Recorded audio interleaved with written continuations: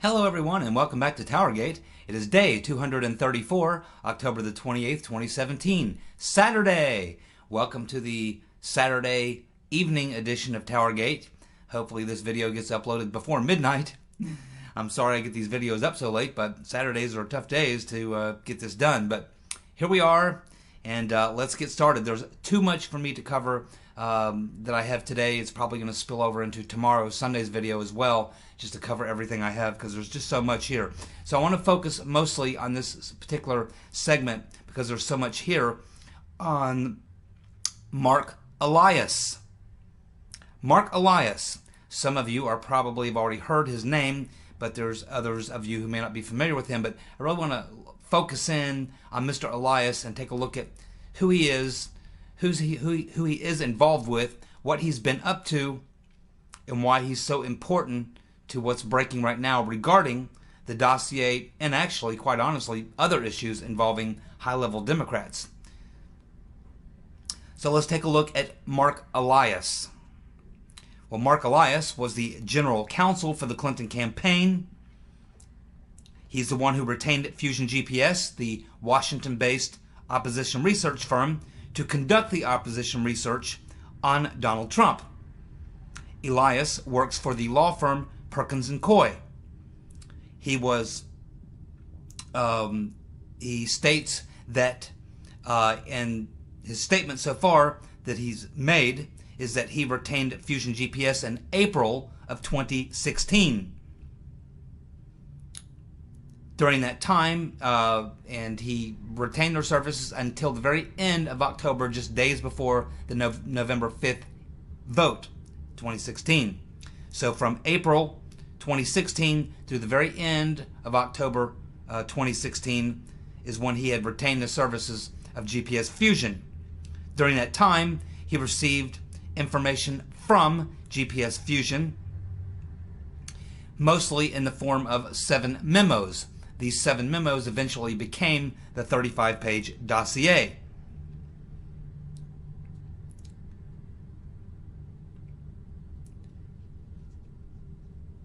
And of course, we know that BuzzFeed published the dossier in January of 2017. Now, Mr. Elias practices political law at Perkins Coie, and this is a Seattle-based law firm. Mr. Elias represents clients such as the Democratic National Committee, the Democratic Senatorial Campaign Committee, the Democratic Congressional Campaign Committee, the Democratic Governors Association, and many Democratic members of Congress, including the Rotten Reverend Clinton's campaign chair, John Podesta. He was the lead counsel for Senator Al Franken. He's also worked a lot on voting rights and redistricting lawsuits in Ohio, Nevada, Minnesota, New York, Wisconsin, Texas, Florida, and North Carolina.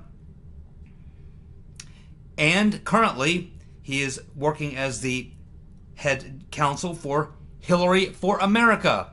Hillary for America is the Rotten Reverend's organization that engages in political activism. This is where she funnels her money through. We talked in several weeks ago about how Clinton's funding 6 or 8 different activist organizations, Trump opposition organizations, and so she uses this Hillary for America to conduct political activities, to move money from one place to another, to move money to organizations that are, I guess, part of her resistance movement. And Mr. Elias, Marc Elias, is the main guy who's her legal counsel there for her activities with Hillary for America, which is going on as we speak. Now, Marc Elias basically came out and admitted that he was the one who was, as the general counsel for the Clinton campaign, was the one who contacted Fusion GPS and was receiving regular information from them. And I don't know if he's admitted whether or not he was giving information to Clinton or Debbie Wasserman-Schultz, because at this point I've not seen him say that, but I seriously doubt it, because the Rotten Reverend and Debbie Blabbermouth Wasserman-Schultz are out there denying everything. Now, just to show you what type of a player that we're talking about, if you want to know, you can say, okay, well, so he's a lawyer, he's a political lawyer, he works for Democrats, he's obviously an anti-Trumper, he's obviously pro-Hillary, blah, blah, blah, blah. But, what's this guy really do? He's this political activist lawyer. What's he really do? What else is he connected to? Well, let me tell you, let's just get down to the brass tacks of what Mr. Elias and who Mr. Elias really is, and what people in his position really do. He's essentially a political operator. He's an activist. He's a scrutinizer. He's a manipulator, an agitator, an instigator, and essentially a political assassin. When you want your political opponent destroyed, you hire Marc Elias. That's the business he's in. He puts the knife in. He puts the knife in. That's what he does, and twists it and takes out your political opponent. That's what he does. Now, I would assume, inside the Beltway was probably pretty popular with a lot of the leftists, but he's fallen out of favor with a lot of leftists, as some of you may have been reading in the papers or on the internet or whatever in the last 24 hours or so, because what we're learning is that he's pissed off some reporters really bad, as has people in the Clinton administration, including a couple other lawyers in the Clinton campaign, rather. Because we're learning that there was a reporter for the New York Times. Keep in mind what was happening back in the summer, in the late summer, when all these Trump-Russia allegations started coming out. Apparently, what was happening was that Glenn Simpson of GPS Fusion had been getting these memos from Christopher Steele, which would eventually become the full dossier. And he was contacting everybody he could. Apparently, he was running all over Washington, D.C., trying to pass off and get this information to various news organizations, including the New York Times, the Washington Post, the New Yorker. He contacted CNN. He contacted The Guardian. He contacted various people. He had Christopher Steele come over from London and meet with various people, including, David Corn from Mother Jones. And then he attempted to start spread it. So you've got GPS Fusion, Glenn Simpson, trying his best to disperse the information that he was getting from Christopher Steele about Trump-Russia collusion all over the Beltway. And so these reporters at the New York Times and Washington Post and the New Yorker, they're all getting this information from Simpson, but they're very, very skeptical because they don't have any hard evidence. And they're hesitant to run a story making the claims they're making without researching it and understanding exactly what it is he's talking about and whether or not it can be proven. Because this is a presidential campaign. You better be very careful about running this kind of stuff unless you can prove it. Especially against the guy who's running, who's a billionaire, who can sue the pants off you. So, anyway, what they did to verify it, apparently a New York Times journalist, a Washington Post journalist, a writer at the New Yorker, and an investigator working for CNN, all now have gone public to say that when they were being approached with this information back in the late summer to verify things and understand it, they begin to think, where is this coming from? We keep hearing about this Russia, Trump, all this kind of stuff, these memos, these things floating around. Where is this coming from? And it was their natural, logical conclusion to say to themselves, well, I mean, it must be the Clinton campaign. I mean, they're the ones running against Trump. They're the ones who would benefit from this. They're obviously trying to push this stuff. But so far, nobody can prove any of this. So what they did, these reporters who have come out from the New York Times, the Washington Post, the New Yorker, and the CNN investigator, they contacted the Clinton campaign directly and began asking them, do you guys have anything to do with this Russia-Trump thing, these memos that are floating around, the stories that are floating around? Do you have anything to do with this at all? Do you know what we're talking about? Blah, blah, blah, blah, blah. You know, that type of thing. And apparently, Every single one of these Clinton campaign officials that these reporters talked to lied to them and told them, no, we know nothing about it. We have nothing to do with it. Oh, we're hearing the same rumors you're hearing, but we don't know anything about any of this. We don't know where it's coming from, but we're hearing all these rumors too about Trump, Russia, you know.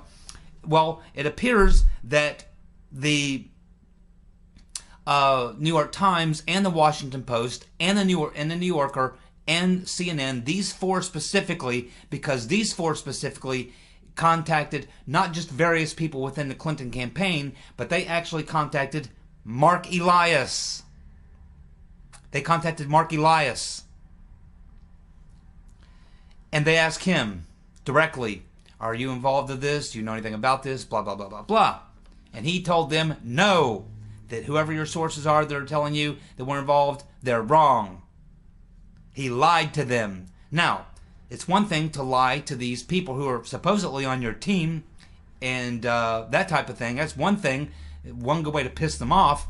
But because of the way the federal election campaign regulations are set, that's illegal to do. You're not allowed to do that. You're not allowed to lie about these types of things regarding elections in the FEC. So now Mr. Elias is in a bit of a difficult position because he's now come out and said that, yeah, I'm the guy who funded the GPS fusion for the Dossier, was getting all the reports on it, this and that and the other thing. But everyone around him, Podesta, the Rotten Reverend, the current DNC chair, Perez, the former DNC chair, Debbie Blabbermouth Wasserman-Schultz, they're all completely denying and playing dumb about everything. They didn't know about anything. They didn't know about the payments being made to Fusion. They didn't know about the Dossier other than after it was published. They didn't know anything about anything. They don't know shit about shit. Nothing. They're completely don't know. Now, they're relying on something called plausible deniability. Unfortunately, it's not going to fly because in plausible deniability, your deniability has to be plausible. And in this case, it's not, especially in the case of the Rotten Reverend.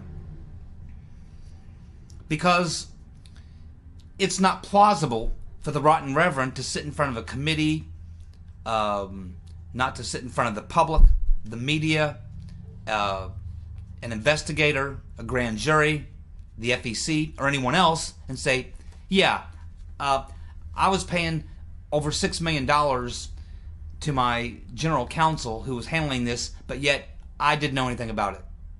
I didn't know where the money was going, who he was paying, what information he was getting, or anything like that. I know nothing.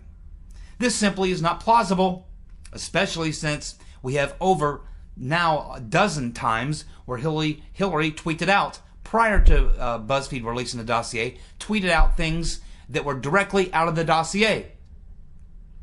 In the first debate, she used talking points that were directly out of the Dossier. Her campaign manager, Robbie Mook, went on MSNBC and told the Morning Schmo, and that crazy wife of his, Mika Brzezinski, daughter of Satan, told them, oh yeah, we've been hearing all this, we've been getting all this information about, Trump and Russia, we've been getting it from here, we've been hearing about, everybody knew about it, we were all, and so he's talking about the fact that, yeah, they were getting all this Trump-Russia information during the latter months of the campaign prior to the vote. So there's overwhelming evidence that the Rotten Reverend Clinton was definitely getting informed on the information that later became the Dossier. It's not plausible for her to try to use the plausible deniability tactic. It's not plausible. The only thing that could happen is people would laugh at her. They all know she's lying, just like her general counsel, Mr. Elias, is a pathological liar. We already know that she's a sociopath because we diagnosed her here on TowerGate about 3 weeks ago. We read all about exactly what the clinical definition is for a sociopath, and she's a sociopath. She meets the entire criteria. Now, we also have Mr. Podesta, who, while being questioned in the hearings, the Trump-Russia hearings over the summer, he was sitting right there in Congress, an open public hearing, and the man sitting next to him, his attorney, Marc Elias, is sitting right next to him, and they ask Podesta, do you know anything about the Dossier? Podesta, nope, don't know anything about the dossier. Yeah, I know after it was released, it's published by BuzzFeed, but other than that, no, I never heard of it, didn't know anything about it, blah, blah, blah, blah, blah. Sitting right next to him is his damn attorney, who's the guy who was funding the whole thing. And Podesta is the campaign chair. You mean to tell me that you want us to believe, Podesta and Hillary want us to believe that her campaign chairman, who has the same attorney that she's using to handle this dossier, to acquire this dossier, his lawyer sitting right next to him, and he's the campaign chair of her campaign, he's getting all this information, and he's not sharing it? We're supposed to believe that? It's not plausible. The rotten Reverend Clinton and Podesta do not have plausible deniability. Possibly Debbie Wasserman-Schultz, but even that's a long shot because she was spending over $4 million. How's it possible that Debbie Blabbermouth Wasserman-Schultz would have $4 million of outgoing money going somewhere and she has no clue what's happening with it? If you're spending the type of money that the rotten Reverend and Debbie Wasserman-Schultz are spending, you're expecting some results. Results. When you're not getting results, you fire the guy. Clearly they were being informed. Clearly they were getting briefed on every single thing all along the way. They do not have plausible deniability. It's just not possible. It's just not possible. Just not possible. It's not going to fly. Not going to fly. Now, Mr. Elias has got some problems. And the reason why I said that we're going to talk about him today is because you are going to be hearing his name come up a lot in the next couple of weeks. He will find himself being, I'm sure, charged by the FEC, the Federal Election Commission, with crimes. I'm sure that he will be summoned before Congress, probably with a subpoena. There might even be a special prosecutor, special counsel. He might end up having to testify or be deposed in front of a grand jury because of the following things. Let's go through them. By lying, which he did, Mr. Elias violated legal ethics and FEC election code. Attorneys are subject to a code of ethics that bars them from making false statements in representation. The attorney may not engage in conduct involving dishonesty, fraud, deceit, or misrepresentation. He did all the above. Mr. Elias is basically in a situation where he didn't just violate FEC rules, he violated general rules as a lawyer. He could be disbarred.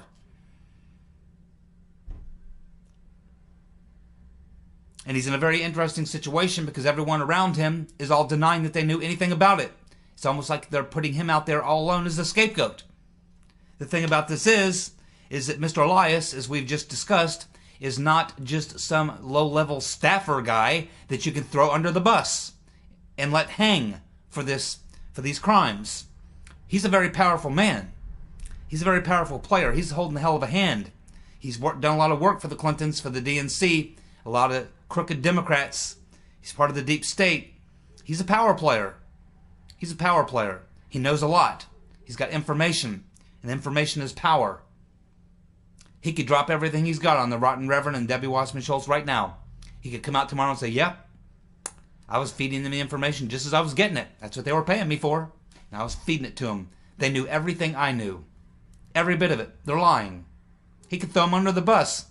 I mean, they're apparently looking to hang him out to dry. So it's going to be very interesting to see which way Mr. Elias goes. Is he going to allow himself to be thrown under the bus by the rotten Reverend Clinton and Debbie Blabbermouth Wasserman-Schultz? Or is he going to defend himself and limit the legal liability that he's facing right now by telling the truth and saying, hey, they're lying. They knew every bit of it. And then it's a him versus them situation, and he'll win that fight because, again, they do not have plausible deniability. It's obvious that Debbie Wasserman-Schultz, most likely, and certainly the rotten Reverend Clinton, were well aware of every bit of information he was receiving from Fusion GPS all along the way. So he is in a very interesting situation. He's not a man with no power, a man who's just a low-level guy you can kick around and throw around. No, no, no. This dude's got power. He's got information. He's got a long list of corrupt Democratic clients. He's been involved in many, many Democratic activities, which are probably illegal, unlawful, immoral, unethical, and various other things. This guy's got cards to play. He's holding some bit of a hand.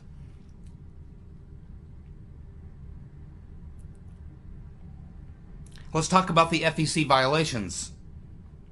The Hillary for America paid for opposition research on Donald Trump, which produced the Dossier. And they described these activities for their payments as legal services rather than research. This is an FEC violation number 1. You cannot misrepresent what the money is being spent for. According to the FEC, you got to state where every dollar goes and what it was being used for. You cannot say something was legal services when it was research, especially if it's research to put together a dirty tricks campaign. Remember, Mr. Elias is essentially to the Clinton campaign what G. Gordon Liddy was to the Nixon administration. A dirty tricks man. That's what this was. This was a political dirty tricks campaign. That's, in a nutshell, is what it was. And Mr. Elias was running it. And in doing so, he violated it. But this goes to the Reverend Rotten Clinton, because it's the Rotten Reverend Clinton that described the type of services she was paying for. And she was saying it was legal services. It was not. It was opposition research. They have a separate category for that, and you gotta be upfront about it. So this is a violation number 1 of the FEC. Violation number 2, failing to disclose money spent on the dossier itself. That is a violation itself. Number 3, failed to make available to the public the fact that they, the Clinton campaign, were paying for the product of the dossier, which injured the citizens, the voters, by denying them knowledge of a subject of intense public interest. It's violation number 3. You're not allowed to do that. The public has a right to know, according to FEC regulation, they have a right to know who is behind various types of smear campaigns, which is what this was. It was a smear campaign. People have a right to know who's behind it. Have a lawful and legal right to know, according to the regulations. Now, the FEC is nobody to play with. The FEC has fined many people and jailed people. And these are serious violations. We also have, by the collaborating with and making payments to foreigners, in this case Russians, as well as the Brit, Mr. Steele, and the intermediaries whose nationalities we don't know at this time, but can assume that some of them may also be foreigners. GPS Fusion, the Rotten Reverend Clinton, and the DNC violated the Foreign Agents Registration Act. Now, the Foreign Agents Registration Act is not part of the FEC. This is something different. This will be handled by the Department of Justice, and would, of course, require a state attorney. A U.S. attorney would file charges for this type of violation. It would be handled as a federal crime. So these are the things that Mr. Elias and the Rotten Reverend Clinton and Debbie Blabbermouth Wasserman-Schultz and the DNC and all those who are in the know are facing. That's just this, not to mention all the other things that are going on. But this is what Mr. Elias personally is involved in. And he may be involved in some of these other things as well. Uranium One and other things. Remember, this guy's a player. He's a player. He's involved in all sorts of stuff that affects Democrats and corrupt activities with the Clintons and the DNC. Mr. Elias. So the question of the day, is Mr. Elias going to take the fall for the Rotten Reverend, for Debbie Blabbermouth Wasserman-Schultz and the DNC, for Mr. Podesta, and for all the rest? Is he going to take the fall? Because it looks like they're hanging him out to dry. He's the only guy that's come out and admitted that he was the guy who funded GPS with Clinton's money and Wasserman-Schultz's money. But they're playing dumb. They didn't know about any of this. According to them, they're lying, of course. But and it will be proven that they were lying. But now he can come out and cut a deal, which is what you would usually do if you're Mr. Elias. You would come out and cut a deal, drop the dime. He can't save himself because he's already too much involved in these FEC violations. But he could lessen the sentence. He's probably going to be disbarred from the Bar Association, so he probably will not be practicing law a year from now. He's got a lot of problems, but he's playing a hell of a good hand. Bet that. He's definitely got some cards to play. But when you look at this whole dossier thing, and you have to ask the question, how do we know that this is bullshit? How do we know that it's illegal, illicit, criminal, unethical, immoral, violations of various FEC laws, violations of criminal law, of international law? I mean, there's so much wrong. But how do we know that this entire dossier thing is real bullshit and a real bad deal? Wrong and illegal and all that other stuff. How do we know that? Well, we know that because everyone is distancing themselves from it. They're all running away from it.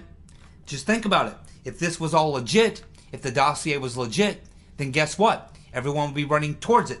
Everyone would want to take credit for it because it would be the investigation, the document that found this incredible conspiracy, the greatest conspiracy in the history of our country, where a presidential candidate colluded with a foreign government to steal an election, and because the foreign government had bribe material or blackmail material on this candidate, so they were forced to succumb and be part of this gigantic operation to steal an election and all this. If this was all true, then you would want to be the person. I mean, Hillary Clinton would be the hero.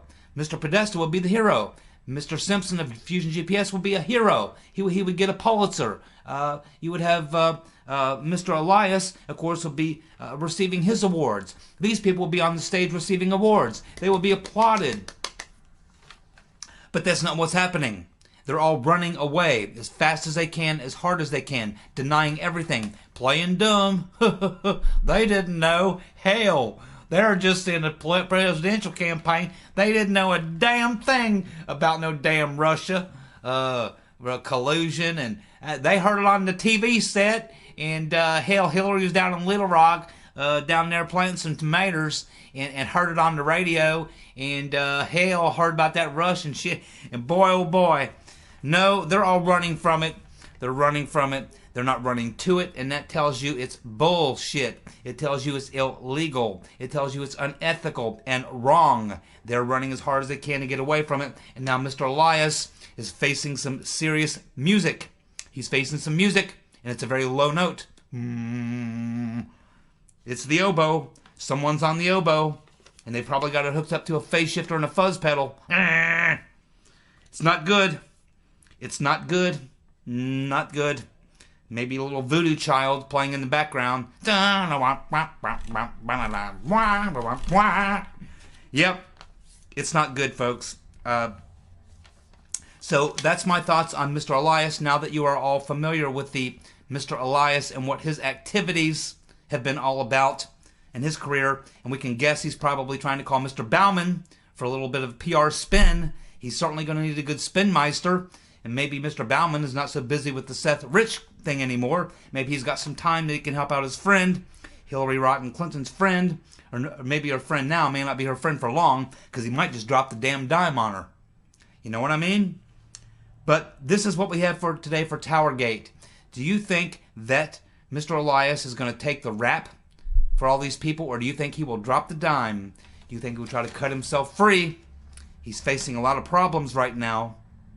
I honestly don't know what he's going to do. We'll just have to keep watching. But I'll be back tomorrow because we still have much, much more that I did not even cover. And it's quite important. I'll see you tomorrow. You guys have a good night. Goodbye.